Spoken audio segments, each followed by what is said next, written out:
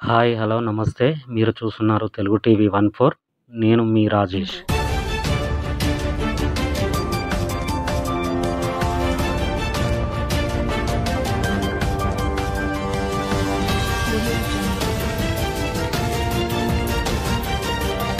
Comrade పనికేర Lingaiah గారి జీవితం భావితరాలకు ఆదర్శమని ఎంసీపీఐయు రాష్ట్ర కార్యదర్శివర్గ సభ్యులు వరకుప్పల వెంకన్న పిలుపునిచ్చారు.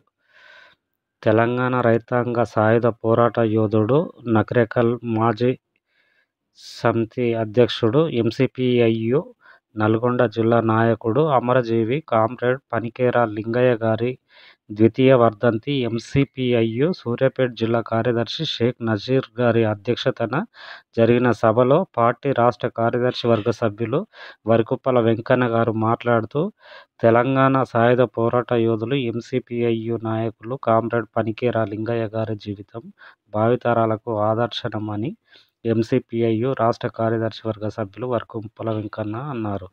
ఈరోజు నల్గొండ జిల్లా నకరేకల్ నియోజకవర్గ శాలిగౌరారం మండలం గురజాల గ్రామంలో కామ్రేడ్ లింగయ్య గారి ద్వితీయ వర్ధంతి సందర్భంగా వారి యొక్క 40 ఫీట్ల విగ్రహ స్తూపాన్ని, నిలువెత్తు విగ్రహానికి పార్టీ రాష్ట్ర కార్యదర్శి వర్గ సభ్యులు వెంకన్న పూలమాల వేసి ఘనంగా నివాళులర్పించారు.